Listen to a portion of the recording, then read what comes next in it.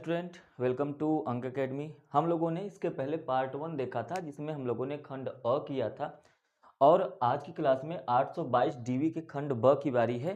तो चलिए बिना देर करते हुए स्टार्ट करते हैं। बिल्कुल ध्यान से और पेशेंस के साथ क्लास को देखिए और समझने की कोशिश करिए। जो चीज़ नोटेड करने वाली चीज़ होंगी उसको आप लोग नोट करते हुए चलेंगे, ठीक है। तो चलिए सबसे पहले खंड ब के प्रश्न 1 में हम लोग देखेंगे। प्रश्न एक में प्रश्न एक का सबसे पहला है कि ए, सबसे पहला है ए। इसको देखते हैं। सबसे पहले बिल्कुल ध्यान से देखिए। कहा है कि 2 कॉस स्क्वायर 45 अंश, 2 कॉस स्क्वायर 45 अंश बराबर माइनस 1 बराबर कॉस थीटा। तो आप यहाँ पर हमको बताइए कि थीटा का मान क्या होगा। बहुत ही आसान है, कोई दिक्कत नहीं है। बस कॉस 45 का मान आपको याद होना चाहिए। तो कॉस 45 अंश का मान कितना होता है, 1/√2 होता है। तो यहाँ पे स्क्वायर लगा हुआ है तो स्क्वायर लगा दीजिए, माइनस 1 बराबर कॉस थीटा। ठीक है। अब देखिए इसको सॉल्व करिए। 2 गुणे 1/√2 का गुणा अंडर में करेंगे तो हमेशा 2 ही आता है। तो माइनस 1 बराबर कॉस थीटा हो जाएगा। ये देखिए 2 से 2 कट गया, 1 माइनस 1 कितना हो गया, 0। तो अब देखिए कॉस थीटा बराबर हो गया 0। अच्छा, 0 जो होता है वो कॉस कितने अंश का मान होता है? तो आप कहेंगे कॉस 90 अंश का मान क्या होता है, कॉस 90 अंश का मान 0 होता है। इसलिए हमने 0 के स्थान पे कॉस 90 लिख दिया। यहाँ पर क्या था, कॉस थीटा था। ठीक है, कॉस थीटा। देखिए कॉस से कॉस का कंपैरिजन करेंगे तो थीटा बराबर कितना आ जाएगा, 90 डिग्री। तो थीटा का मान आ गया 90 डिग्री। यही आपका आंसर हो जाएगा। क्लियर है, कोई डाउट नहीं हुआ होगा। प्रश्न नंबर 1 के ही अब बी में चलते हैं। प्रश्न नंबर 1 का बी देखिए। कह रहा है कि 2 क्रमागत धनात्मक पूर्णांक। सबसे पहले आपको पता होना चाहिए धनात्मक क्रमागत पूर्णांक। क्रमागत पूर्णांक क्या होते हैं? क्रमागत पूर्णांक का मतलब होता है वो पूर्णांक जो क्रम से हो। पॉजिटिव वाले हैं तो क्रमागत पूर्णांक का मतलब क्रम से जो पूर्णांक हो। क्रम से पूर्णांक होने का मतलब ये, मान लीजिए पहला x है तो दूसरा क्या होगा, x+1, तीसरा क्या हो जाएगा, x+2, चौथा क्या हो जाएगा, इसी तरीके से x+3। अब क्रम से चलता रहेगा। मतलब यदि आपने यहाँ पे 15 रख दिया तो ये अपने आप 15 एक 16 हो जाएगा, ये 17 हो जाएगा, ये 18 हो जाएगा। मतलब संख्याएं हमेशा क्रम से। यदि आपने यहाँ पे 1 रख दिया तो ये 2 हो जाएगा, ये 3 हो जाएगा, ये 4 हो जाएगा। अपने आप ही x का मान रखने पर क्रम से आपका संख्या बन जाएगा। तो प्रश्न में कह रहा है कि 2 ही क्रमागत पूर्णांक है। तो हम लोगों को सिर्फ 2 क्रमागत धनात्मक पूर्णांक लेना है। तो एक x हो गया और दूसरा क्या हो गया, x+1। ठीक है, ये हो गए 2 क्रमागत पूर्णांक, x और x+1 हो गया। अब इस कंडीशन में आगे कह रहा है कि इनके वर्गों का योग 365 है। कितना है, 365। मतलब ये जो पहली संख्या है इनको यहाँ पे लिखेंगे प्रश्नानुसार कि x स्क्वायर का वर्ग और x+1 का वर्ग दोनों का स्क्वायर जोड़ने पर कितना आ रहा है, 365। बस इसी को सॉल्व करना है और आपका आंसर आ जाएगा। तो चलिए दोनों को सॉल्व करते हैं। एक्स स्क्वायर प्लस ये a+b का होल स्क्वायर बन जाएगा तो a square plus b square plus 2ab बन गया 365। इस एक को उस तरफ भेज देंगे तो -1 हो जाएगा ना। एक्स स्क्वायर और एक्स स्क्वायर जोड़ देंगे तो 2x स्क्वायर हो जाएगा प्लस 2x बराबर 365 माइनस 1। ये वाला एक उस तरफ चल गया है, 365 माइनस 1 कितना हो जाएगा, 364। 364 को हम इस तरफ लेके आएंगे। अब देखिए यहाँ पर भी 2 है, यहाँ पर भी 2 है। तो लिखिए पहले 2x square plus 2x minus 364। समझ में आ गया होगा कि ये 364 कहाँ से आया है। 365 में से 1 घटा देंगे तो यही 364 आ जाएगा। और इसी 364 को प्लस में है इस तरफ लेके चले आए हैं तो क्या हो गया, माइनस में आ गया। ठीक है, चलिए इसके आगे सॉल्व करते हैं। इसके आगे देखेंगे तो ये देखिए यहाँ पर भी 2 है, यहाँ पर भी 2 है, यहाँ पर भी 2 है, इसमें भी 2 है। तो हम लोग एक काम करेंगे कि दोनों पक्षों में 2 से भाग दे देते हैं। तो यदि दोनों पक्षों में 2 से भाग देंगे तो 2x स्क्वायर बटे 2 प्लस 2x बटे 2 माइनस 364/2 बराबर 0/2, क्योंकि दोनों तरफ भाग देना पड़ेगा। तो ये 0 में 2 का भाग देंगे तो 0 ही हो जाएगा। ये 2 से 2 कट जाएगा, ये 2 से 2 कट जाएगा। X square plus x minus 364 का 2 से भाग दे दीजिए। कितनी बार जाएगा तो उसको काटेंगे, 2 एकम 2, 2 अट्ठ 16, 2 दूना 4, 182 बराबर 0। अब ये बन गया द्विघात समीकरण और द्विघात समीकरण को आपको सॉल्व करना पड़ेगा।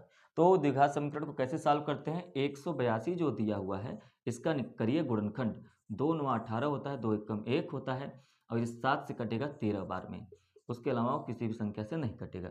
तो एक संख्या आपको 13 मिल गया और 7 दूना 14, तो एक संख्या आपको 14 मिल गया। आपको करना क्या होता है कि गुणा करने पर ये 182 है, तो 13 में 14 का गुणा करेंगे तो 182 आएगा और 14 में से 13 घटा देंगे तो 1 आएगा, क्योंकि ये एक यक्ष लिखा हुआ है। तो एक्स स्क्वायर प्लस 14x में से 13x घटा देंगे तो एक यक्ष बचेगा, ये मैंने इसके स्थान पर लिखा है। फिर माइनस माइनस 182 लिखा हुआ है, 182 लिख दीजिए बराबर 0। इन दोनों में से x कॉमन लीजिए और इन दोनों में से कॉमन लीजिए। यहाँ पे कॉमन है x, तो हमने x कॉमन लिया तो x प्लस 14 आ गया। यहाँ पर माइनस 13 कॉमन ले लीजिए तो x प्लस 14 यहाँ पे कॉमन आ गया। तो यहाँ पे देखिए x माइनस 13 और x प्लस 14 बराबर क्या आ गया, 0। तो x माइनस 13 बराबर 0, तो x बराबर क्या हो जाएगा, 13। x बराबर क्या आ गया, 13, क्योंकि ये प्लस में है तो प्लस वाले को हमको नहीं लेना है, क्योंकि x प्लस 14 बराबर आप करेंगे 0 तो x बराबर माइनस 14 आ जाएगा, तो माइनस को हमको नहीं लेना है। तो x का मान 13 आया है, तो आपने पहली संख्या माना था 13, तो ये 13 आ गया। तो दूसरी संख्या 13 प्लस 1 मतलब क्या आ गया, 14। तो पहली संख्या 13 है और दूसरी संख्या क्या है, 14 है। तो ये आपका हो गया आंसर। ठीक है, उम्मीद है समझ में आया होगा। प्रश्न नंबर 1 का सी देखते हैं। 1 का सी, क्वेश्चन नंबर पहले का सी देखते हैं। कह रहा है कि बिंदु एक्स वाई बिंदुओं 3 6 और -3 4 से समदूरस्थ हो, तो x और y में संबंध ज्ञात कीजिए। ऐसा प्रश्न मैंने ऑप्शन वाले में इसके पहले पार्ट में बताया हुआ है कि समदूरस्थ का मतलब होता है समान दूरी पर। तो चलिए, यदि आपने पहला पार्ट नहीं देखा है तो डिस्क्रिप्शन में लिंक है, इस लिंक पर क्लिक करके आप जाकर पहले उसको देखिए, फिर उसके बाद इसको देखिए, तो कुछ चीज़ें आपका डाउट क्लियर हो जाएगा। तो समदूरस्थ का मतलब होता है समान दूरी पर। एक बिंदु यहाँ पर है P जो कि x, y दिया हुआ है। एक बिंदु यहाँ पर है A जो कि कितना दिया हुआ है भाई, ये दिया है 3, 6, और एक बिंदु यहाँ पे है B, ये कितना दिया है, ये दिया है आपका -3, 4। तो यहाँ से यहाँ तक की जो दूरी है और यहाँ से यहाँ तक की जो दूरी है, ये दोनों दूरी बराबर है। समदूरस्थ का मतलब होता है समान दूरी पर, मतलब यहाँ से यहाँ तक की दूरी, यहाँ से यहाँ तक की दूरी दोनों बराबर है। मतलब A से P की दूरी बराबर हो जाएगी B से P की दूरी, ये दोनों दूरी आपस में बराबर है, बस यही निकालना है। और आपको पता है कि दूरी का फार्मूला होता है अंडर रूट में x2 minus x1 plus y2 minus y1।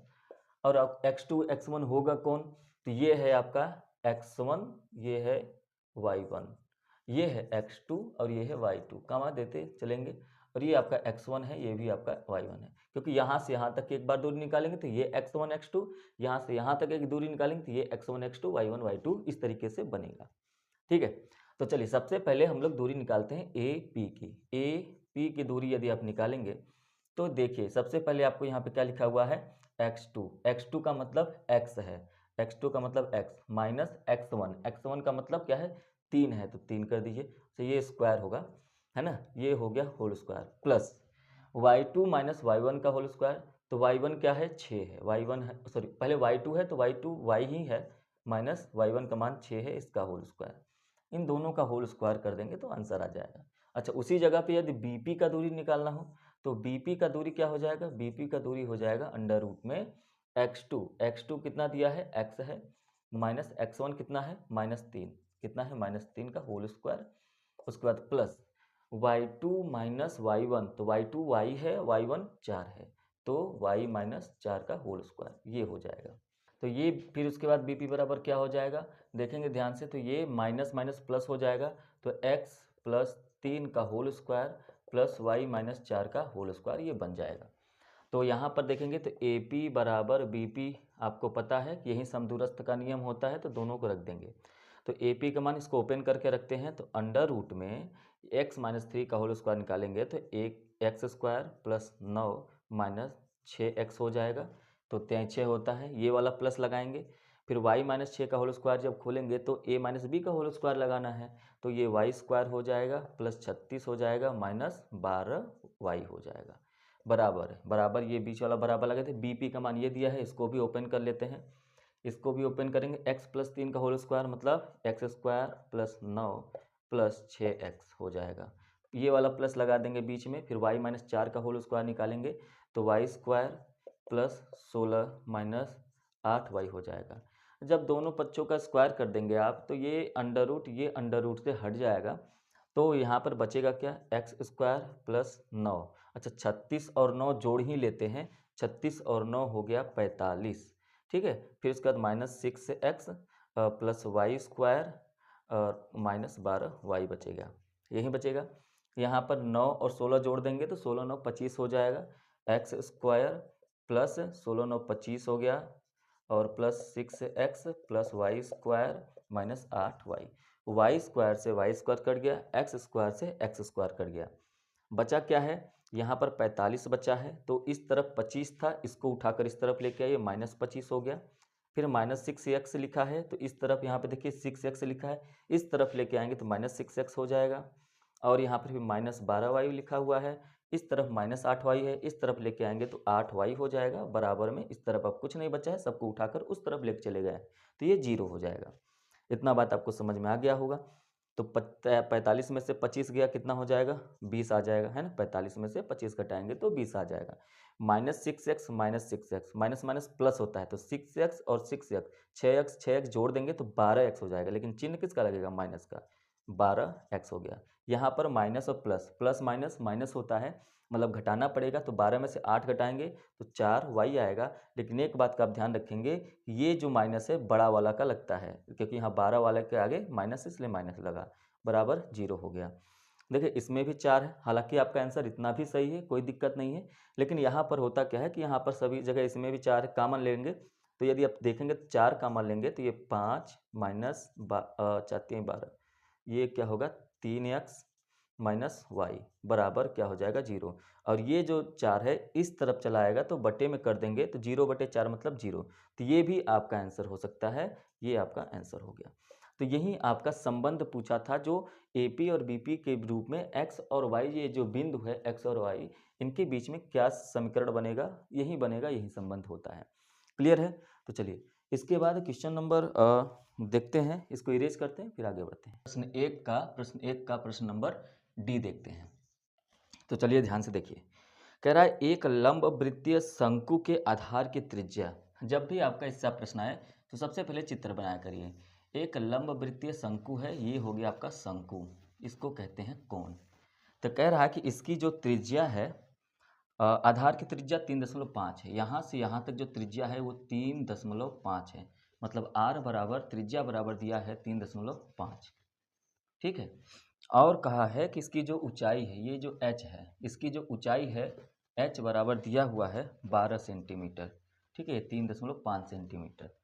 तो यहाँ पर आपको बताना है कि शंकु की तिर्यक ऊंचाई, मतलब यहाँ से ये बताना है। अब ध्यान से देखेंगे तो यदि आप इसको देखें तो ऐसे हो जाएगा, ये ऊंचाई हो गया जो कि कितना दिया हुआ है 12 सेंटीमीटर, है ना। और यहाँ से यहाँ तक ये और ये जो त्रिज्या है ये कितना दिया हुआ है 3.5 सेंटीमीटर। तो आपको ये बताना, आप ध्यान से देखेंगे तो यहाँ पे 90 डिग्री बनाएगा, तो ये हो गया आपका कर्ण, मतलब आपको कर्ण ही प्राप्त करना है, और इसी को शंकु में कहते हैं एल। तो ये फार्मूला होता है कि L equal to under root में क्या हो जाएगा, अंडर रूट में H square plus R square.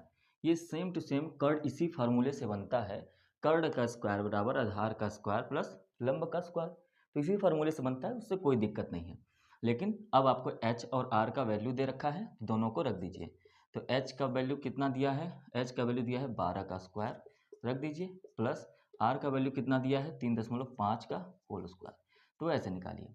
तो यहाँ पर आप देखेंगे l का मान इतना आ गया है, l बराबर कितना आ जाएगा, तो 12 का स्क्वायर कितना होता है 144 होता है, प्लस 35 का स्क्वायर। यदि आपको 35 का स्क्वायर नहीं निकालने आता है तो आपको एक ट्रिक बता रहे हैं, इसको ध्यान से देखिए। ये जो 35 लिखा है, सबसे पहले इसका स्क्वायर करिए, 5 का स्क्वायर करेंगे 25, और ये 25 का कैरी कितना हो गया 2, याद रखेंगे, इसको भी करना है। अभी देखिए 5 में 3 का गुणा करेंगे, 5 में 3 का गुणा करेंगे, 5 दिया 15, और एक्स्ट्रा 2 से गुणा करना है, हमेशा 2 से। तो 5 दिया 15 दूना 30, और 30 और 2 32 का 2 हाथ में लगा 3, और उसके 3 का स्क्वायर कर दीजिए, 3 त्रिका 9, लेकिन ये 3 हाथ में लगा था तो 3 त्रिका 9 हो गया, और 9 3 12 हो गया, तो 1225 इसका स्क्वायर होगा। समझाने में टाइम लगता है, लेकिन एक बार आप समझ जाएंगे तो इसका आंसर हमेशा तुरंत ला देंगे।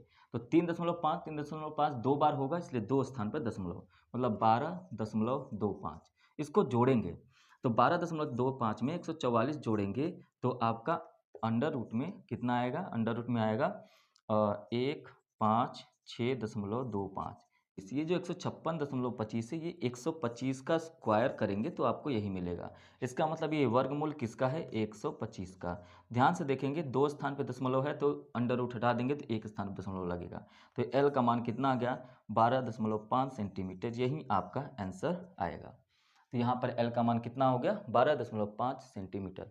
अब आप कहेंगे कि ये हमको कैसे पता चला, तो देखिए अब यहाँ पर यदि ये अंडर रूट है 1.560 ऐसे लिखा हुआ है, और यदि आप ध्यान से देखेंगे 100 का यदि आप स्क्वायर करेंगे तो ये 1 2 3 4 लगभग 10,000 आएगा, मतलब 10,000 के ऊपर है। और ये जो 5 अंत में है ना, ये बताता है कि कोई ऐसे संख्या का ही वर्ग है जिसके अंत में 5 हो। तो हम क्या करते हैं, यदि हम लोग 120 का स्क्वायर करेंगे तो आपको पता है 144,000 इतना आएगा। ये 14,000 आया है, अभी आपको लाना कितना है, 15,000। कितना लाना है, 15,000। तो 14,000 के जस्ट आगे कौन सा नंबर आता है, 125, जिसके बाद 5 होगा। तो अनुमान आप स्क्वायर करके देख लेंगे तो जाहिर सी बात है इतना ही आंसर आएगा, और यही बिल्कुल सटीक आंसर है। ये सटीकता के साथ आपको पहचानना सीखना पड़ेगा, इस तरीके के प्रश्न आपको मिलते हैं एग्जाम में। क्लियर है, ठीक। चलिए अगला है प्रश्न नंबर ई, है ना। ई में देखिए क्या कह रहा है, कि बिंदुओं ए बी और माइनस ए बी के बीच की दूरी, एक बिंदु है ए जिसको कहा है कि ये ए कमा बी है, दूसरा बिंदु है बी, इसका है माइनस ए माइनस बी। कह रहे हैं इनके बीच की दूरी। तो आपको मैंने अभी जस्ट बताया कि दूरी बराबर क्या होता है, दूरी बराबर x2 माइनस x1 का whole square plus y2 minus y1 का होल स्क्वायर, यही तो दूरी होता है, यही तो दूरी का फार्मूला है। तो a से b तक की बीच की दूरी, तो ये x1 y1, ये x2 y2। तो सबसे पहले क्या लिखा हुआ है, x2 का मान -1, इसी के स्थान पर रख देना है। तो ab की दूरी बराबर क्या हो जाएगी भाई, x2 का मान है -1, -a रख दिया, फिर ये वाला माइनस लगा दीजिए, x1 का मान कितना है, a है, फिर उसके बाद इसका स्क्वायर कर लीजिए, प्लस y2 का मान कितना है, -b, और माइनस लगाइए, फिर y1 का मान कितना है, b। तो ये देखिए आपका इस तरीके से स्क्वायर बन गया। ठीक है, आगे इसको सॉल्व करेंगे, तो आगे सॉल्व करेंगे, माइनस ए जोड़ेंगे तो -2a का होल स्क्वायर बनेगा, प्लस -b जोड़ेंगे तो -2b का होल स्क्वायर बनेगा। फिर इसके बाद आगे सॉल्व करेंगे, तो ये -2 का मतलब जब आप -2 का गुणा -2 में करेंगे तो माइनस माइनस प्लस हो जाता है, और 2 दूनी 4, तो इसका आंसर 4 आता है। तो यहाँ पर देखिए 4 और a का गुणा a में करेंगे तो a स्क्वायर आता है, तो ये हो जाएगा 4a स्क्वायर। समझ में आ गया होगा कि ये माइनस क्यों हट गया, क्योंकि कट गया, प्लस ये क्या हो जाएगा 4b स्क्वायर। इस हिसाब से यहाँ पर आप ab का मान देखेंगे तो 4a स्क्वायर 4b स्क्वायर, दोनों में 4 कॉमन है, a square plus b square, इस तरीके से। तो ये अंडर रूट 4 को यदि बाहर करेंगे तो आपका ab बराबर आ जाएगा 2, अंडर रूट में a square plus b square, यही आपका हो जाएगा आंसर। इतनी ही दूरी पर वो बिंदु स्थित है, a और b के बीच की इतनी ही दूरी है। क्लियर है, समझ में आया होगा। चलिए अब प्रश्न नंबर F है, और यहाँ पे माध्य निकालना है। इसके पहले यदि आपने पार्ट 1 देखा है तो माध्य तुरंत आप निकाल सकते हैं, क्योंकि मैंने उसमें विस्तार से बताया है, यहाँ पर भी चलिए विस्तार से देख लेते हैं। चलिए प्रश्न 1 के F की ओर चलेंगे, और इस प्रश्न को देखिए ध्यान से। यहाँ पर क्या दिया गया है कि एक सारणी दिया गया है। पहले तो आप ये याद रखिए कि माध्य बराबर होता क्या है, माध्य बराबर होता है सिग्मा एफ आई एक्स आई बटे में सिग्मा एफ आई। और यहाँ पर आपको देखिए जो बारंबारता है उसी को एफ आई कहा जाता है। वर्ग अंतराल दिया हुआ है और बारंबारता दिया हुआ है ना, ध्यान से देखिए, ये है वर्ग अंतराल। जब आप प्रश्न को सॉल्व करेंगे तो बिल्कुल सटीकता से इसी तरीके से सॉल्व करेंगे, और इधर बारंबारता लिखिए चाहे एफ आई लिखिए। इसके बाद आपको एक्स आई भी निकालना पड़ेगा। क्यों निकालना पड़ेगा, अभी मैंने आपको बताया। चलिए, क्योंकि इसमें एक्स आई दिया है तो आपको एफ आई और एक्स आई दोनों का मान निकालना पड़ेगा। चलिए देखिए ध्यान से, तो यहाँ पर दिया है 0 से 10, 10 से 20, 20 से 30, 30 से 40, और 40 से 50 तक दिया हुआ है मान। तो यहाँ पर ये मान दे दिया, अच्छी बात है, ठीक है। एफ आई का मान कितना दिया गया है, 3 दिया है, फिर 10 दिया है, फिर 11 दिया है, फिर 9 दिया है, फिर 7 दिया है। तो एक्स आई का मान कैसे निकालें? एक्स आई का मान कैसे निकालते हैं? निम्न सीमा और उच्च सीमा को जोड़कर 2 से भाग दिया जाता है। तो निम्न सीमा और उच्च सीमा को जोड़ दीजिए। तो 0 में 10 जोड़ेंगे 10 और 10 में 5 हो जाएगा 2 का भाग देने पर।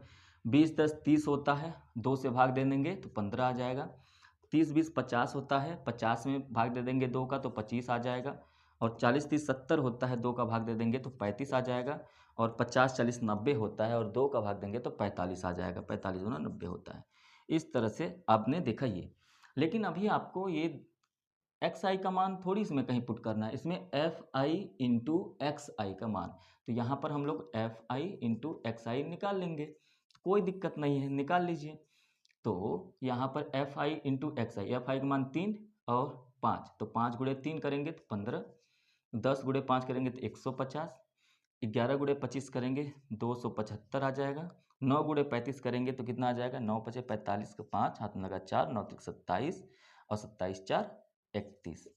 45 में 7 का गुणा करेंगे तो 7 पचे 35 का 5 हाथ में लगा 3, 7 चौक 28, 29 20 31, 315 ये भी आएगा।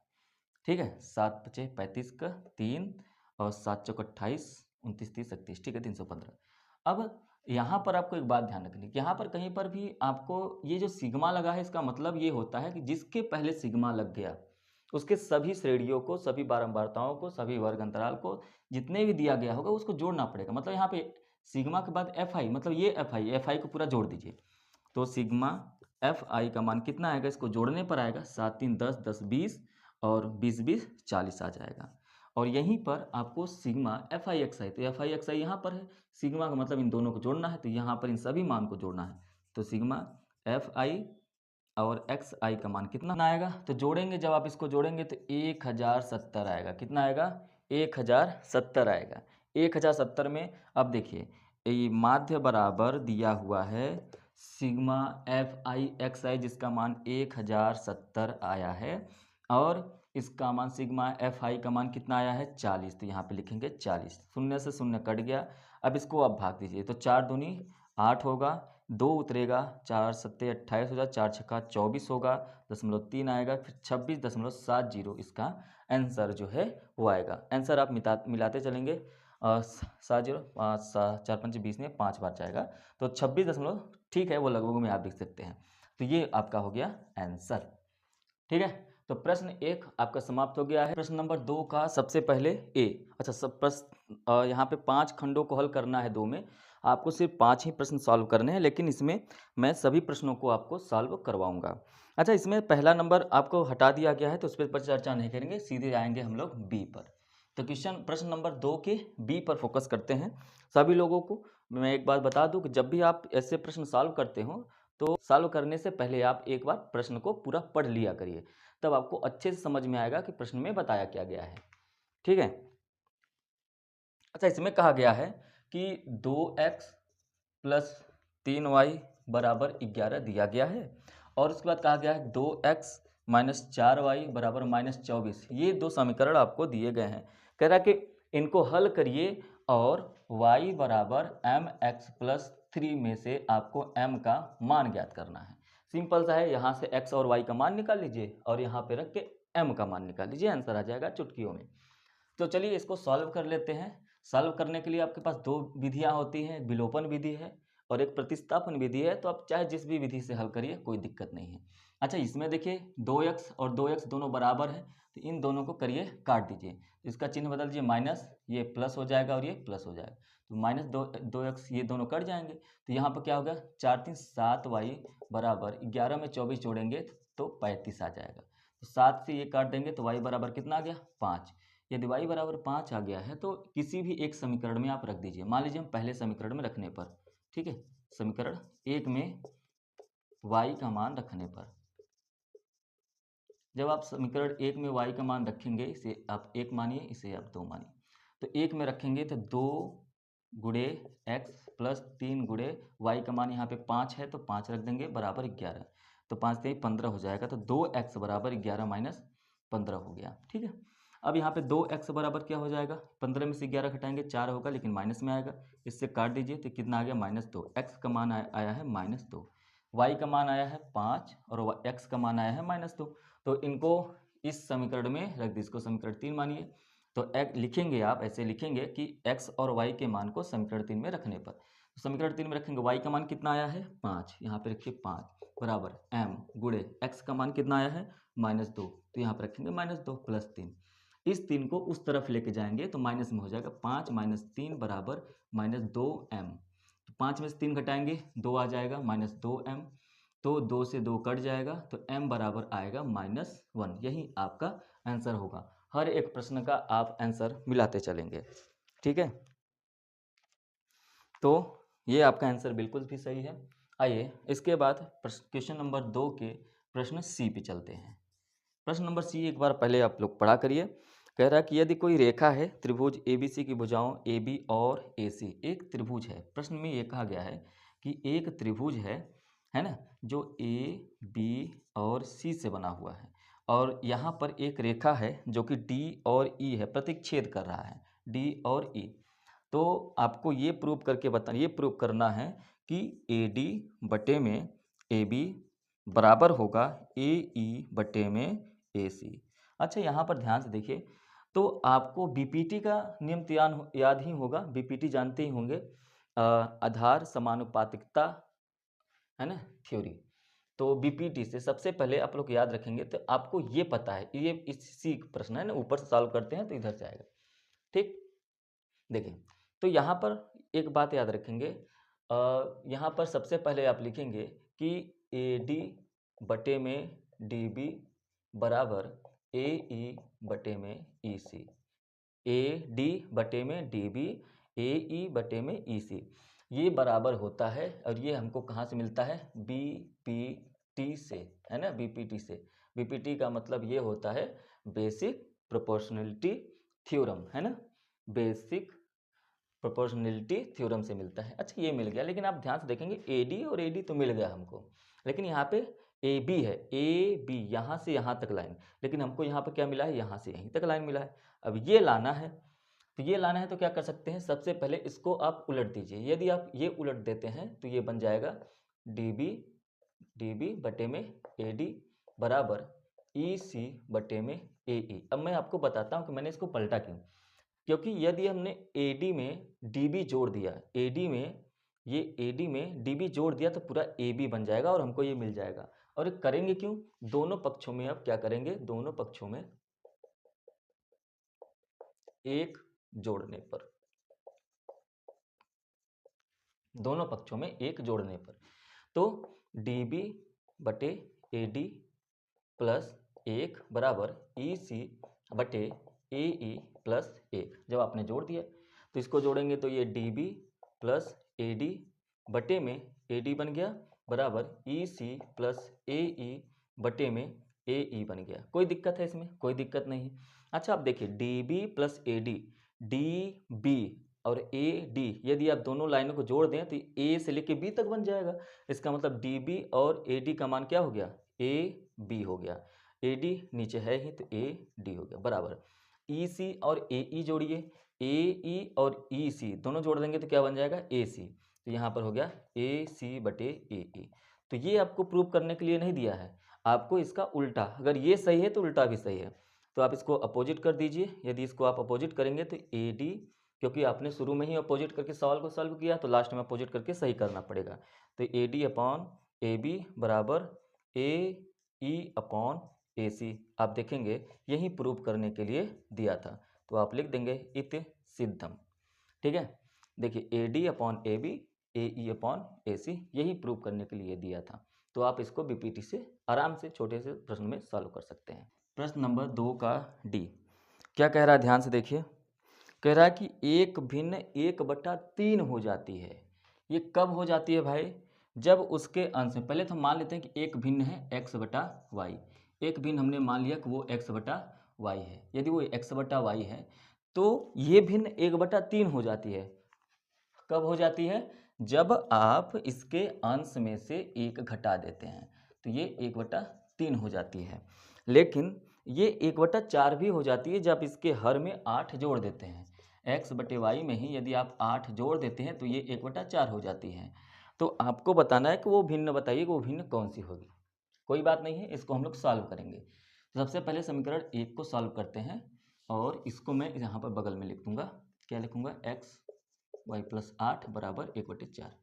चलिए इसका तिर्यक गुणा करेंगे। तिर्यक गुणा करेंगे तो ये 3x माइनस 1 बराबर y का गुणा 1 में करेंगे y हो जाएगा। इसको सॉल्व करेंगे तो ये 4x हो जाएगा बराबर y प्लस 8 हो जाएगा। ये यहाँ पे चला आएगा तो ये हो जाएगा 3x और माइनस 3 बराबर y और ये हो जाएगा, ये तो आ ही गया है। तो यहाँ पर क्या करेंगे? 3x माइनस 3 बराबर y। अब देखिए ये y को इस तरफ लाइए तो 3x minus Y equal to 3। ये समीकरण नंबर 1 और यहाँ से इसको सॉल्व करिए। 4x माइनस वाई बराबर 8 समीकरण नंबर 2। समीकरण 1 और समीकरण 2 को घटाने पर, चलिए इसको घटा के चेक कर लेते हैं। तो एक है आपका 3x माइनस वाई बराबर 3 और दूसरा है 4x माइनस वाई बराबर 8। अच्छा यहाँ पे देखिए, यहाँ पे आपको गुणा करने की कोई ज़रूरत नहीं है, वहाँ पे y है वहाँ पे y। तो इसको माइनस करिए, इसको प्लस करिए, इसको माइनस करिए तो ये प्लस माइनस कट जाएगा। 3x में से 4x घटाएंगे तो माइनस x बचेगा और 3 में से 8 घटाएंगे तो माइनस 5 बचेगा। तो माइनस से माइनस कट जाएगा, x का मान आ गया 5। x का मान कितना आ गया? 5। तो किसी भी समीकरण में यहाँ पे रख दीजिए, चाहे यहाँ पे रख दीजिए, चाहे किसी कहीं पर भी रख दीजिए, आंसर आएगा। तो x बराबर 5 को समीकरण 1 में रखने पर, आप 2 में भी रख सकते हैं, कोई दिक्कत नहीं है। 1 में रखेंगे तो 3 गुणे 5 माइनस वाई बराबर 3, 15 माइनस वाई बराबर 3। इस y को उस तरफ लेके जाइए, 3 को इस तरफ लेके आइए। तो 3 को इस तरफ लेके आएंगे तो 15 माइनस 3, y को उस तरफ लेके जाएंगे तो माइनस था तो उस तरफ जाएगा तो प्लस में हो जाएगा। तो 15 में से 3 गया 12 बराबर y। अच्छा वो भिन्न क्या है? x का मान 5, y का मान 12। तो वो भिन्न हमने शुरू में क्या माना था? हमने माना भिन्न क्या हो जाएगा? x बटा वाई। तो यही भिन्न है तो x बटा वाई बराबर क्या हो जाएगा? x का मान 5 है, y का मान 12। यही आपका आंसर हो जाएगा। ठीक है, तो ये डी सवाल आपका बिल्कुल इसी तरीके से लगेगा। उसके बाद आइए ई पे चलते हैं। प्रश्न नंबर ई कह रहा है कि x प्लस 1/x बराबर 3 है, जो कि x 0 के बराबर नहीं है। तो आप इसका मूल ज्ञात करिए। आपको मूल ज्ञात करने के लिए कह रहा है, इसमें कुछ टफ नहीं है। देखिए आप सबसे पहले x प्लस 1/3 को आप इसको सॉल्व करिए, सरल करिए। तो ये x में जोड़ेंगे तो x स्क्वायर हो जाएगा और प्लस 1 बराबर 3 हो जाएगा, इसके बट्टे में x हो जाएगा। अच्छा इस x का यहाँ पे गुणा कर दीजिए तो x स्क्वायर प्लस 1 बराबर 3x हो जाएगा। अब बिल्कुल सटीकता लाइए, द्विघात समीकरण बना लीजिए। -3x प्लस 1 बराबर 0। ये -3x कहाँ से आया? ये बराबर के इस तरफ 3x था, इसको इस तरफ लेके आए तो इसलिए माइनस हो गया। अब बात ये है कि अब आपको गुणा करने पर ये आए या तो माइनस जोड़े घटाने पर ये आए, तो क्या हो सकता है? 2 में 1 का गुणा करेंगे तो 2 आएगा, 2 में 1 जोड़ देंगे 3, लेकिन यहाँ पर 1 आना चाहिए। तो इसके लिए आप एक काम कर सकते हैं, श्रीधराचार्य का नियम। तो ये हो जाएगा ax square plus bx plus c बराबर 0। यहाँ पे a का मान कितना है? 1, b का मान कितना है? -3, c का मान कितना है? 1। जो जिसके ऊपर दिख रहा है बिल्कुल वहीं सटीक से मान लिखना है। श्रीधराचार्य का नियम होता है मूल बराबर क्या? मूल बराबर हो जाएगा, मूल बराबर क्या होता है? माइनस में b plus minus under root में d बटे में 2a होता है। और आपको ये भी पता है कि d बराबर क्या होता है? d बराबर होता है b स्क्वायर माइनस 4ac। चलिए d का मान निकालते हैं, फिर यहाँ पे पुट कर लेंगे, या आप डायरेक्ट यहाँ पर b स्क्वायर माइनस 4ac रख दीजिए, कोई फर्क नहीं पड़ेगा। तो b स्क्वायर, b का मान 3 दिया है तो -3 का होल स्क्वायर माइनस 4 गुणे a का मान 1 है, c का मान भी 1 है, 1 गुणे 1। तो कितना आ गया? 3 त्रिका 9 माइनस 4 आ गया, मतलब कितना आ गया? 5। तो d का मान कितना है? 5 है, तो d की जगह डायरेक्ट 5 रख दीजिए।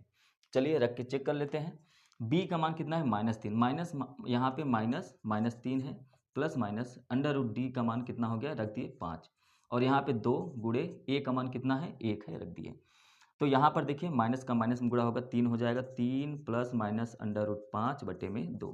तो पहला मूल, 2 मूल होते हैं इसके, है ना, 2 मूल होते हैं। तो अल्फा एक मूल हो जाएगा 3 प्लस अंडर रूट 5 बटे में 2 और दूसरा मूल जो हो जाएगा 3 माइनस √5/2। यही आपका सटीक आंसर होगा और बिल्कुल सही आंसर है। क्लियर है? चलिए अब आगे बढ़ते हैं और एफ, प्रश्न नंबर एफ को देखते हैं, इसको सॉल्व करते हैं। प्रश्न नंबर 2 का एफ, बिल्कुल ध्यान से और सब्र करके इंतजार करके देखिए। तो सबसे पहले वर्ग अंतराल दिया हुआ है। जब भी प्रश्न पूछा जाएगा तो आपको ऐसे बनाना पड़ेगा, है ना। सबसे पहले आपको क्या दिया है, वर्ग अंतराल दिया है, तो वर्ग अंतराल वाला लाइन बना लेंगे इस तरीके से। फिर उसके बाद बारंबारता दिया है, बारंबारता मतलब एफ आई लिख लेंगे। अच्छा, आपको क्या क्या चीज़ें पता करनी है उसके अनुसार ही ये सारणी बनता है। तो यहाँ पर देखिए माध्यिका पूछी गई है ना, क्या पूछी गई है, एक्स और वाई का मान, लेकिन माध्यिका दिया हुआ है। तो आपको ये पता होना चाहिए कि माध्यिका बराबर होता क्या है। माध्यिका पूछे या माध्यक पूछे, दोनों एक ही होता है, इसमें कोई फर्क नहीं होता है। इंग्लिश में इसको मीडियन कहते हैं। बराबर होता क्या है, अब ध्यान से देखिए, इसका फॉर्मूला होता है L plus n/2 minus C F बटे में एफ, और इसको ब्रैकेट बंद करेंगे, इनटू एच होता है। मतलब आपको L पता करना है, F पता करना है, CF पता करना है, H पता करना है, N पता करना है, तब आपको माध्यक या माध्यिका पता होगा। लेकिन यहाँ पर माध्यक या माध्यिका पहले से ही दे रखा है, कितना दिया हुआ है, 28.5। ये 28.5 दिया हुआ है। अब इसको चलिए पता करते हैं।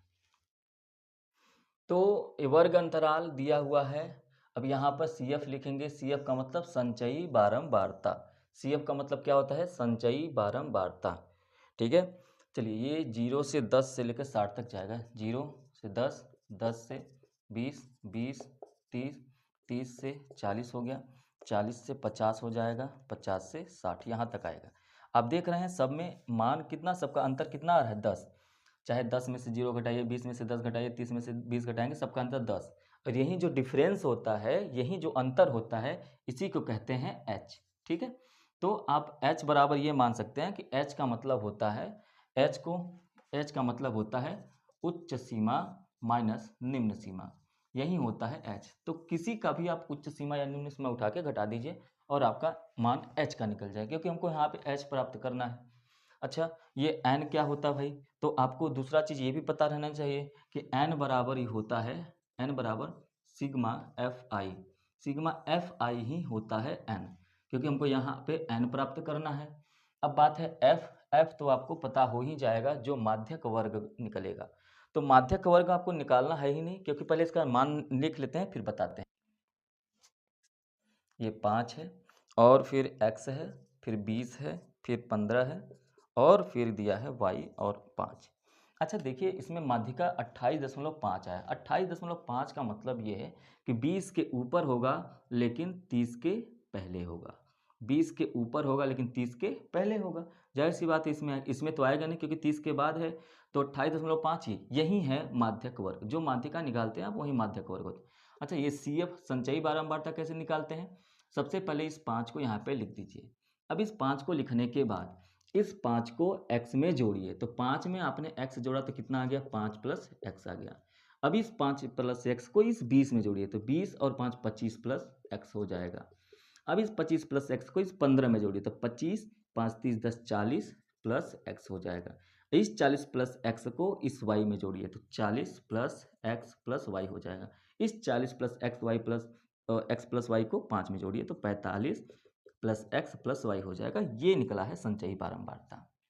अच्छा, हमने h का मान निकालना यदि हम लोग h का मान निकालना चाहें तो बता सकते हैं कि h का मान कितना आएगा, उच्च सीमा माइनस निम्न सीमा, उच्च सीमा माइनस निम्न सीमा कर लेंगे, तो ये कितना आ जाएगा, किसी का भी ले लीजिए, 30 माइनस 20 बराबर 10 आ जाएगा। n कितना आ जाएगा, तो n का मान निकालने के लिए सिग्मा एफ आई, यही एफ आई है, सिग्मा एफ आई, जो कि दिया है। आप देखेंगे तो आपको प्रश्न में कह रहा है कि कुल बारंबारता जो है वो 60 है। कुल बारंबारता मतलब ये जो बारंबारता है, यही बारंबारता है। हिंदी में आप लिख सकते हैं, चाहे इंग्लिश से लिखिए, बारंबारता, और ये आपका संचयी बारंबारता है। तो कुल बारंबारता 60 दिया है, मतलब सिग्मा एफ आई बराबर 60 दिया है। यहाँ पर लिख लेते हैं, सिग्मा एफ आई बराबर 60 दिया है, और जो कि n के बराबर ही होता है, मतलब n का मान 60 दे रखा है। लेकिन यहाँ पे याद रखेंगे, ये जो सिग्मा एफ आई आएगा तो कुल जोड़ के आएगा। तो जोड़ लेते हैं 15, 5 20, 20 40, 40 5 45 और प्लस ये 15, 5 20, 20 20 40 5 45 plus x plus y, plus x plus y. इसका मान दे रखा है 45 प्लस एक्स प्लस वाई का मान दे रखा है 60 है, तो आपको n मिल गया। तो हमको अब आपको CF प्राप्त करना है। तो आप देखिए माध्यक वर्ग कौन सा है। माध्यक वर्ग कहाँ आया था, 20 से 30 में का, है ना, क्योंकि ये जो 28.8 माध्यिका दिया है यही आपको बताता है कि माध्यक वर्ग कौन सा होगा। तो माध्यक वर्ग आपका निकल के आया है 20 से 30 वाला। तो ये जो 20 से 30 है तो इसमें का f कितना हो जाएगा, यही होता है f, ये क्या होता है f। तो f बराबर कितना आ गया है, f बराबर आ गया है 20। और इसी माध्यक वर्ग में का ये होता है l, क्या होता है l, तो l बराबर कितना आ गया है, ये भी 20 ही है। और उसके बाद ये 20 से 28 के बाद जस्ट ऊपर ये जो संचयी बारंबारता है 5 प्लस एक्स, ये इसको कहते हैं CF। संचयी बारंबारता कितना है, CF बराबर आपका 5 प्लस एक्स। तो आप देखिए सभी का वैल्यू आपके सामने है, बस उस फार्मूले में रखना है। ये एक बार से समझ ना आया हो तो इसको एक बार फिर से पीछे करिए, फिर से देखिए, जब तक आपको माध्यक या माध्यिका में कंफर्मेशन न मिल जाए। ठीक है, चलिए तो यहाँ पे L का मान कितना है, सबका मान दे रखा है, L का मान 20 है, ठीक है, प्लस कोष्टक में n/2, n/2, तो n का मान 60 है, तो n/2 बराबर क्या हो जाएगा, 60/2 मतलब 30 हो जाएगा। तो n/2 का मान कितना है, 30 माइनस CF का मान कितना है, CF का मान 5 प्लस एक्स है, तो 5 प्लस एक्स हो जाएगा ब्रैकेट में, बटे में f का मान कितना है भाई, 20 है, 20 लिख दीजिए, कोई दिक्कत नहीं है ना। अब इसको मिटा देते हैं और यहाँ पे इंटू एच है, एच का मान कितना निकाला है आपने, एच का मान निकाला है 10, तो इंटू 10 हो जाएगा। इस जीरो से ये जीरो कट जाएगा। चलिए इसके बाद हम लोग आगे सॉल्व करेंगे, तो 28.5 बराबर 20 प्लस, इसको सॉल्व करते हैं, ये हो जाएगा 30 माइनस 5 माइनस एक्स बटे में 2, क्योंकि ये जीरो से जीरो मैंने काट दिया है।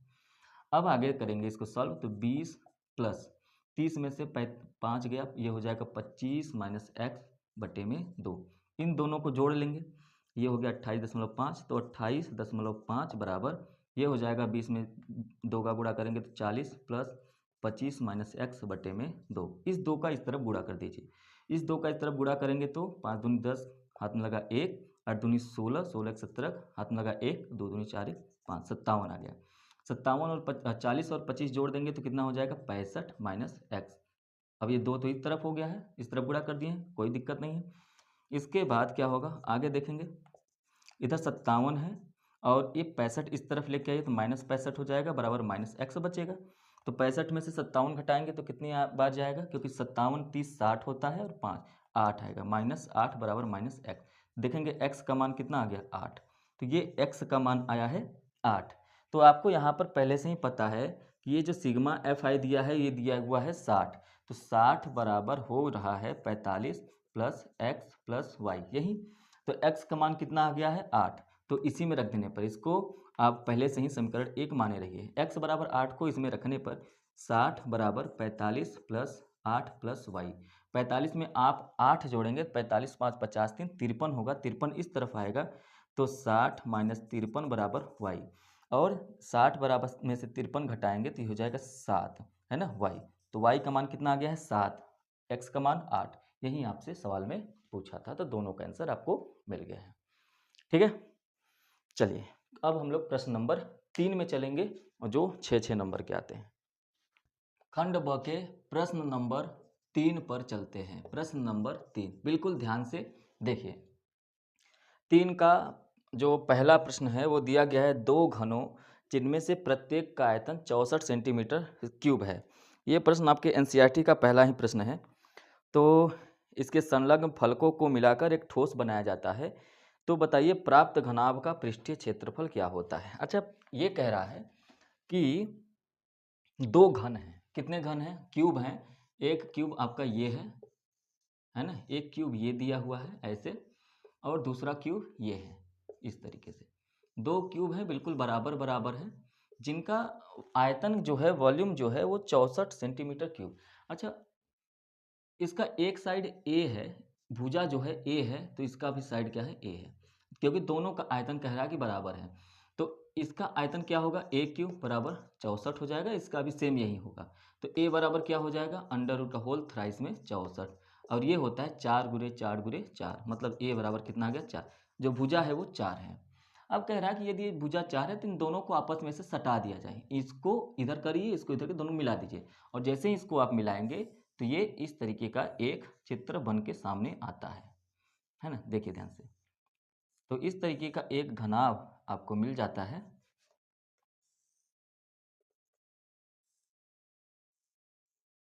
इस तरीके का, और ये बन गया ऐसे। ठीक है, इस दोनों घनों को मैंने मिला दिया। तो यहाँ मिलाने पर ये 4 था, ये 4 था, तो मतलब यहाँ से लेकर यहाँ तक की टोटल लंबाई 8 हो गई। ये चौड़ाई पहले भी 4 थी, यहाँ पर 4 थी, तो अब भी कितनी है, 4 है ना, ये चौड़ाई हो गई। लेकिन यहाँ से यहाँ तक ऊंचाई कितनी थी, ये भी 4 ही है, तो सभी के सभी 4 हैं। तो घनाभ का क्या पूछा गया है आपका, कह रहा है कि घनाभ का पृष्ठीय क्षेत्रफल, घनाभ का पृष्ठीय क्षेत्रफल बराबर 2LB plus BH plus HL यही होता है। तो यहाँ पर आप साफ साफ देखिए कि L बराबर कितना दिया है, L बराबर ये 4 4 8, B बराबर कितना दिया है 4, और H बराबर भी 4 है, ये भी B हो और ये H है और ये L है। इस हिसाब से आपको इसमें बस इन सबका, इन तीनों का मान रखना है और आपका आंसर आपके सामने हो जाएगा। तो 2, L का मान कितना है 8 गुणे B का मान कितना है 4, प्लस B का मान 4 है, H का मान भी 4 है, प्लस H का मान 4 है, और L का मान 8 है। अब यहाँ पर आप इसको सॉल्व करेंगे तो ये 32 हो जाएगा, ये 16 हो जाएगा, ये 32 हो जाएगा। इसको जोड़ लीजिए, तो 2 गुणे इसको जोड़ने पर 32 गुना 64, 64 और 6 70 80 हो जाएगा। तो इसका आ जाएगा 160। ये क्षेत्रफल है इसलिए सेंटीमीटर स्क्वायर। यही आपका आंसर आएगा, यही पूछा है ना, यही पूछा है। तो इसका जो आंसर आ जाएगा 100, ठीक है, बिल्कुल 160 सेंटीमीटर स्क्वायर आएगा, 160 सेंटीमीटर स्क्वायर। ठीक है, अथवा ये आपका क्वेश्चन नंबर 3 है। अथवा एक प्रश्न और दिया है, उसको भी देख लेते हैं इस साइड। तो इस साइड देखते हैं, कह रहा है कि एक गोला है, ठीक है, एक गोला है जिसका व्यास भी दिया रहे। तो सबसे पहले गोला बना लेते हैं। तो गोले का व्यास दिया है ना। तो गोला, एक गोला है जिसका व्यास दिया हुआ है, तो व्यास का मतलब होता है 2r, जिसका व्यास कितना दिया है भाई 12 दिया है। तो त्रिज्या कितना हो जाएगा, त्रिज्या हो गया 6, 2r दिया है 12, तो r कितना हो गया 6 हो गया। ठीक है, फिर कह रहा है कि इस गोले एक बेलनाकार बर्तन भी है, इस तरीके से अब ध्यान से देखेंगे तो इस तरीके से एक बेलनाकार बर्तन है।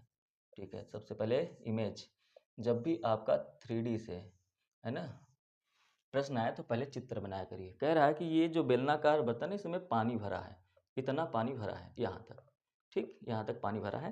कह रहा है कि इसमें इस गोले को, एक गोला है, ये जो गोला जिसका त्रिज्या 6 है, इसको पूरा गोले को इसमें डुबा दिया जाता है और गोला पूरी तरह से डूब जाता है। अच्छा, गोला जब नहीं डूबा था तो पानी का लेयर यहाँ तक था, लेकिन जब गोला आ गया इसमें, जब ये गोला इसमें आ गया पानी में, तो ये लेयर यहाँ से उठकर यहाँ चला आया, है ना। तो आपको मैंने बताया भी है, क्लास में कई बार आपको बताया कि जब कोई भी चीज़ किसी के अंदर डाला जाता है तो जितना आयतन वो डाला जाता है, पानी उतने ही आयतन के बराबर निकलता है। तो यहाँ पर निकला तो नहीं है, लेकिन यहाँ से यहाँ तक इसकी ऊंचाई बढ़ गई, तो मतलब इसकी ऊंचाई कितनी सेंटीमीटर बढ़ी है, यही h होगा। और जाहिर सी बात है यहाँ से यहाँ तक पानी जो है इस तरीके से, तो ये ऊंचाई हो जाएगा, यहाँ से यहाँ तक त्रिज्या होगा। सेम टू सेम एक नया बेलन बनकर आ जाएगा। तो ये जो नया बेलन बन रहा है इस तरीके से, है ना, देखिए इस तरीके से एक नया बेलन बन रहा है, इस तरीके से ये जो नया बेलन बन रहा है, यहाँ पर ये h है और यहाँ से ये वही त्रिज्या है जो इसकी त्रिज्या है। ठीक है, लेकिन इसकी त्रिज्या हमको दी नहीं गई है, तो कह रहा है कि बेलनाकार बर्तन में दी गई सतह, अच्छा बढ़ जाता है, कितना बढ़ रहा है, ये जो h है वो दिया हुआ है, h बराबर ये कितना बढ़ रहा है सतह 3 सही 5/9 सेंटीमीटर बढ़ रहा है। मतलब ये जो ऊंचाई है, ये जो बढ़ा है इस गोले को अंदर डालने पर 3 सही 5/9 सेंटीमीटर बढ़ा है। तो बेलनाकार बर्तन का व्यास, ये जो r है, त्रिज्या आपको निकालनी है। तो यहाँ पर एक बात आपको समझनी है, बिल्कुल ध्यान से समझिए कि यहाँ पर जो गोला है उसका आयतन क्या होगा। गोले का आयतन लिखेंगे बखूबी अच्छे से, गोले का आयतन बराबर हो जाएगा, है ना, बराबर क्या हो जाएगा, 3 सही 5/9 सेंटीमीटर बढ़े हुए पानी का आयतन। इस तरीके से आप लिखेंगे और बिल्कुल यहाँ पर गोले का आयतन 4/3 पाई आर क्यूब, आर का मान 6 है, 6 हो जाएगा, आर क्यूब मतलब 6 गुणे।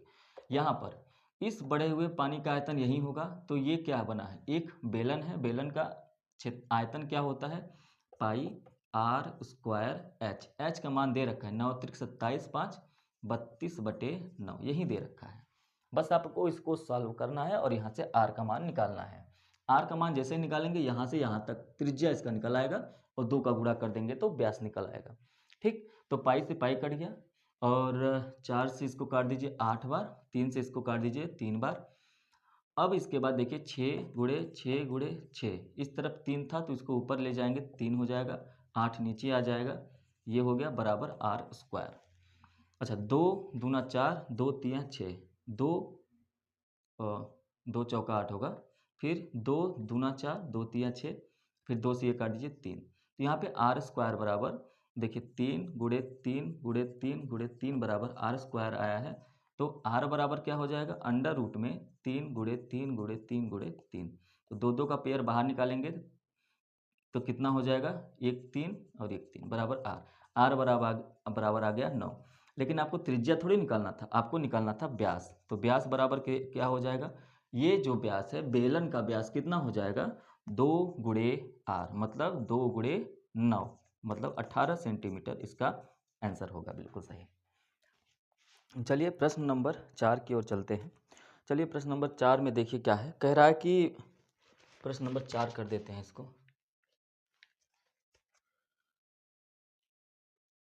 प्रश्न नंबर 4 में कह रहा है पहला कि भूमि पर बिंदु x है, भूमि पर बिंदु x है, तो ठीक है एक भूमि बनाते हैं, ये हो गया भूमि और इस भूमि पर बिंदु x है, यहाँ पर बिंदु x है, ठीक है अच्छी बात है।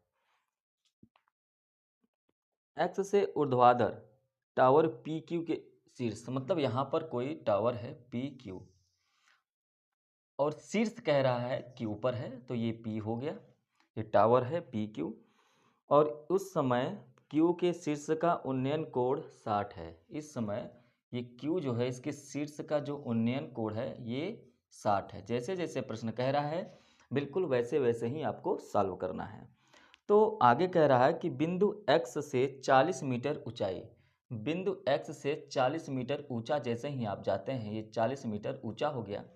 ऊंचाई पर क्या कह रहा है कि भाई कि यहीं Q का Y से, ये Y बिंदु है, यहाँ से जो मतलब बन रहा है ये उन्नयन कोण, ये कितना बन रहा है 45 अंश बन रहा है, ये 45 अंश का बन रहा है।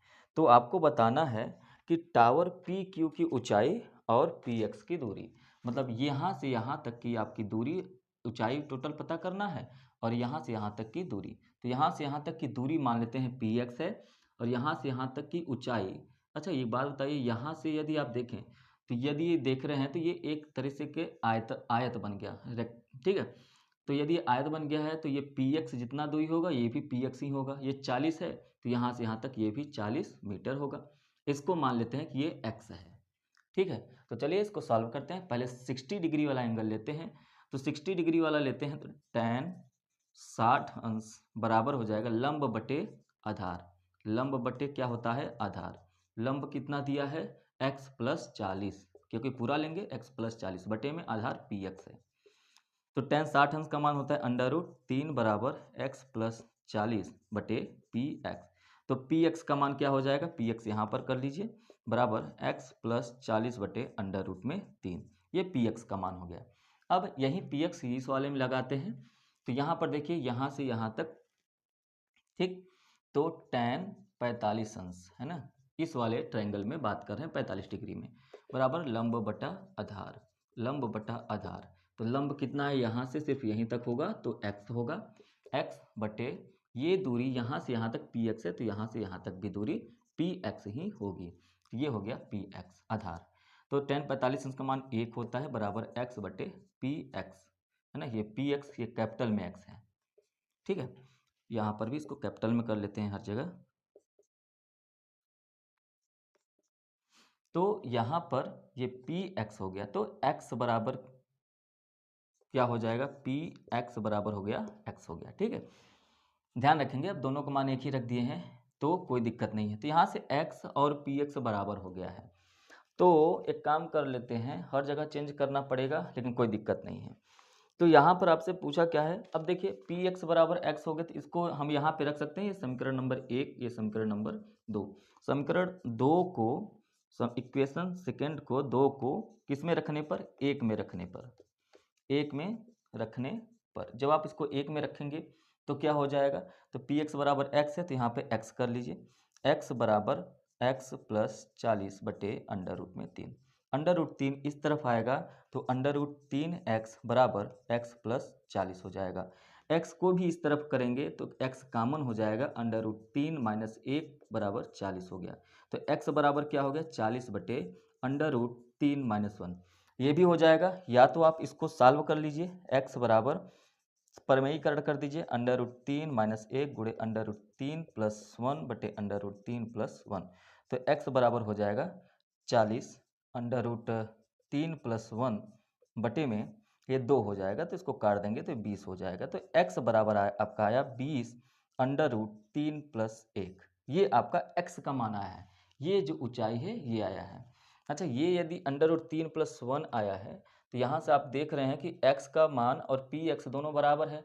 तो ये जो पी एक्स है, ये जो दूरी है ये ही x है, मतलब ये आपका जो 20 प्लस रूट 3 प्लस 1 है ये पी एक्स है ना, पी एक्स बराबर आ गया 20 अंडर रूट 3 प्लस 1।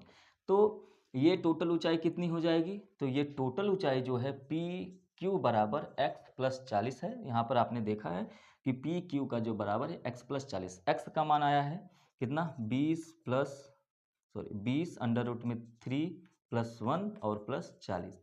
इस हिसाब से पी क्यू की दूरी हो जाएगी 20 और 40 जोड़ देंगे, सॉरी इस दोनों को कॉमन ले लेंगे तो कितना हो जाएगा, 20 कॉमन लेंगे, कॉमन लेंगे तो यहाँ पर बचेगा अंडर रूट 3 प्लस 1 प्लस 1। तो ये क्या हो जाएगा, प्लस 1 दोनों जुड़ जाएगा तो ये +2 हो जाएगा। और ये आपका पी क्यू का दूरी हो गया और ये आपका पी एक्स का दूरी हो गया। उम्मीद है कि आपको समझ में आया होगा। ठीक है, अथवा दूसरा प्रश्न इसमें क्या कह रहा है, अथवा दूसरे प्रश्न को देखते हैं। अथवा कह रहा है कि एक नाव से जो एक पुल की ओर आ रही है, तो ध्यान से देखिए, ये नदी हो गई है ना। आप लोगों ने कोई ना कोई पुल देखा होगा, जैसे इलाहाबाद में नैनी का ब्रिज है जो नैनी और इलाहाबाद को जो कनेक्ट करता है, तो वो यदि कोई यमुना नदी में नाव तैर रही है तो ऊंचाई पर होगा पुल ना। इस तरीके से यदि यहाँ पर कोई नाव है, यहाँ पर कोई यदि नाव है तो जाहिर सी बात है पुल की ऊंचाई इतनी होगी। तो यही ऊंचाई की बात की जाएगी, आगे हम लोग देखेंगे। तो कह रहा है कि एक नाव जो एक पुल की ओर आ रही है, ये नाव इधर जा रही है ना, और किसी क्षण उसका उन्नयन कोण 30 अंश देखा गया। मतलब यहाँ से ये ऊंचाई जो है ये ब्रिज की ऊंचाई है, यहाँ से उस समय नाव को देखा गया ना, तो ये बताया गया कि ये 30 अंश पर है। कितने पर है, 30 अंश पे। लेकिन 4 मिनट चलने के बाद, तो ये नाव 4 मिनट के बाद यहाँ पर पहुँच आई, 4 मिनट के बाद ये नाव यहाँ पर पहुँच आई। तो यहाँ पर पहुँचने के बाद उसका उन्नयन कोण कितना हो गया भाई, अब ये 60 हो गया। कितना हो गया, 60 हो गया। ठीक है, कोई बात नहीं। और कुछ दिया नहीं है इसमें, कह रहा है कि अब यहाँ से यहाँ तक पहुँचने में कितना और समय लगेगा। कोई बात नहीं, इसको सॉल्व करते हैं। तो सबसे पहले आप ध्यान से इसको मान लीजिए कि ये ए और बी है, और ये ए बी की ऊंचाई जो है वो एच है। अब यहाँ पर दो चीज़ें आप समझिए कि हम लोग ये जानते हैं कि चाल, मान लेते हैं कि ये जो नाव की चाल है, माना माना नाव की चाल बराबर क्या हो जाएगी, नाव की चाल x मान लेते हैं। ठीक है, और आपको अच्छी तरीके से पता है दूरी बराबर क्या होता है, चाल गुणे समय। दूरी बराबर हो गया चाल गुणे समय। यहाँ पर दूरी बराबर चाल गुणे समय, और यहाँ से यहाँ तक की दूरी यदि हमको निकालनी है, तो यदि हम लोगों को दूरी निकालनी है यहाँ से यहाँ तक, ध्यान से देखिए, ये दूरी निकालने के लिए आपको चाल कितना दिया है, x, क्योंकि नाव तो उसी चाल से चल रहा है, नाव धीमा तेज नहीं हो रहा है। ये चाल हो गया। समय कितना लग रहा है, 4 मिनट का लग रहा है। कितना समय लग रहा था, 4 मिनट का समय लग रहा है। इसका मतलब यहाँ से यहाँ, ये हम ए बी सी मान लेते हैं, डी, तो डी से सी की जो दूरी है वो कितनी आ गई, 4x आ गया। ठीक है, लेकिन अब बी से डी की यदि हम लोग को दूरी निकालना हो तब, तो वहीं सेम यही दूरी मान लेते हैं, लेकिन चाल तो x ही होगा, लेकिन समय मान लेते हैं कि अब t लग रहा है। तो यहाँ के हिसाब से समय कितना लग जाएगा, x tx लग जाएगा। कितना हो जाएगा, tx। तो यहाँ से यहाँ तक की भी दूरी निकल गई, यहाँ से यहाँ तक की भी दूरी निकल गई, दूरी हमको पता चल गया। अब हम लोग आंसर निकाल सकते हैं। तो क्या क्या पूछा है भाई, पूछा है कि कितना समय और लगेगा यहाँ से यहाँ तक के आने में। ठीक है, मतलब ये टी का मान जो आपने ये टी माना ना, यही को पूछ रहा है। तो सबसे पहले ए बी सी में है ना, ट्रायंगल ए बी सी में आप देखें तो आपको पता चलेगा कि tan 30 अंश बराबर होता है h upon T x plus 4x, क्योंकि यहाँ से यहाँ तक की टोटल दूरी, तो टी एक्स प्लस 4x हो जाएगा। और इधर से यदि आप ट्रायंगल ए बी डी में यदि आप देखें तो ए बी डी में देखेंगे तो tan 60 अंश बराबर हो जाएगा h अपॉन लंब बटा टी एक्स हो जाएगा। कोई बात नहीं है, ये 1/√3 हो गया बराबर h upon T x plus 4x। इसको भी सॉल्व करेंगे तो √3 ये इस तरफ चला जाएगा, √3 टी एक्स बराबर h आ गया। तो यहाँ पर ये इक्वेशन नंबर फर्स्ट बनाइए, इसको इक्वेशन नंबर सेकंड बनाइए। इक्वेशन नंबर सेकंड को फर्स्ट में रखने पर, इक्वेशन समीकरण सेकंड को फर्स्ट में रखने पर, तो आप इसको जब रख दीजिए, रखने पर रखेंगे तो आप इसको जब इसमें रखेंगे h का मान रख दीजिए यहाँ पर, तो एक ये इसका गुणा यहाँ पर कर दीजिए, इसका गुणा यहाँ पे करेंगे तो टी एक्स प्लस 4x बराबर h √3 आएगा। तो ये h का मान यहाँ पे रखेंगे तो टी एक्स प्लस 4x बराबर h का मान है √3 टी एक्स गुणे ये वाला √3 जो यहाँ से आया है। तो √3 में √3 का गुणा करेंगे तो 3 आ जाएगा, तो टी एक्स प्लस 4x बराबर 3tx आ गया। tx को अब इस तरफ लेके आइए तो 4x बराबर 3tx माइनस tx है ना, 3tx में से एक tx घटाएंगे तो 2tx आएगा, तो 4x बराबर 2tx आ गया। तो x से x कट जाएगा और 2 दूना 4, तो 2 आ गया क्या, t बराबर कितना आया है 2। और यहीं आपका 2 मिनट यहाँ से आने यहाँ तक आने में समय लगेगा, क्योंकि हम लोगों ने यहाँ पर 2 मिनट समय t को माना था। तो इस तरीके से ये सवाल लगाएंगे, बिल्कुल आसानी से समझ में आ जाएगा। क्लियर है, क्वेश्चन नंबर 4 हो गया। अब इसके बाद क्वेश्चन नंबर 5, प्रश्न नंबर 5। प्रश्न 5 को देखिए, इसमें देखिए दूसरा वाला नहीं करना है क्योंकि वो सिलेबस से आपका हट गया है, तो उसको प्रश्न नहीं करना है, लेकिन सिर्फ और सिर्फ पहला वाला करना है, तो इतनी इस जगह में हो जाएगा।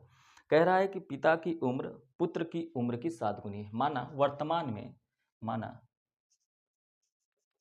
वर्तमान आयु कितना है, तो मान लेते हैं पिताजी की जो है वो x है और बच्चे की पुत्र है ना, तो पुत्र की कितनी हो जाएगी y है।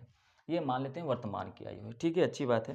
कह रहा है कि जो पिता की उम्र है ना, किसी समय भी पिता की उम्र जो है वो बच्चे की उम्र के पुत्र की उम्र के 7 गुनी है, मतलब x बराबर 7y। इक्वेशन नंबर फर्स्ट मिल गया, x बराबर 7y हमको मिल गया।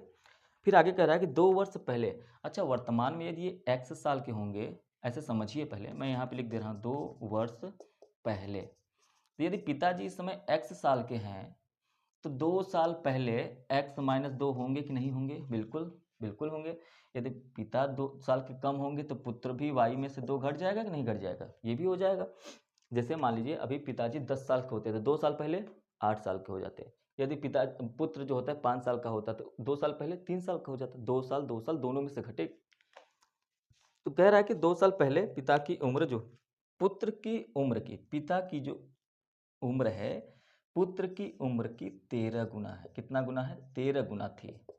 तो ठीक है, यहाँ पर हम लोग इसको इक्वेशन के रूप में निकालते हैं। x माइनस 2 बराबर 13 का गुणा y में करेंगे 13y माइनस 13 का गुणा 2 में करेंगे 13 दूना 26।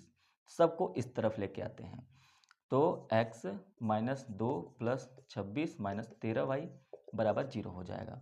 अब आपको इतना तो समझ में आ ही रहा होगा कि ये इस तरफ लेके आए तो ये माइनस कहाँ से हो गया, ये प्लस कहाँ से हो गया, सब कुछ।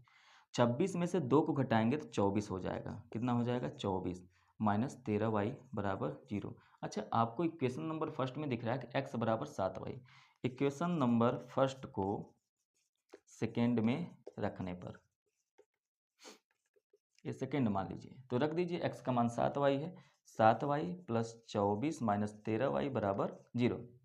तो 7y और 13y, यदि 7 में से 13 घटाएंगे तो कितना आएगा, मतलब 13 में से आप 7 घटा दीजिए तो ये कितना आ जाएगा 24 माइनस आएगा और ये हो जाएगा 6y बराबर 0। 6y को उस तरफ लेके जाएंगे तो 24 बराबर 6y, 6 से काट देंगे इसको तो 4 बार जाएगा, 6 चौका 24, तो y का मान आ गया 4। मतलब जो पुत्र की आयु थी वो कितनी थी, 4 थी। अच्छा, पुत्र की आयु 4 थी तो पुत्र की आयु जो है 4 साल थी, मतलब y का मान 4 आया, तो x का मान कितना हो जाएगा, समीकरण 1 में रख के आप निकाल सकते हैं। तो x बराबर 7 गुणे 4, तो x का मान कितना आ जाएगा 28। तो पिता की उम्र कितनी थी, पिता की उम्र 28 साल थी और पुत्र की उम्र कितनी थी, पुत्र की उम्र थी 7 साल। तो ये रहा आपका आंसर। इसके में अथवा वाला प्रश्न आपको नहीं करना है। तो ये आपका 2023 का 822 डीवी पेपर था जिसको मैंने आपको कंप्लीट सॉल्यूशन दे दिया है।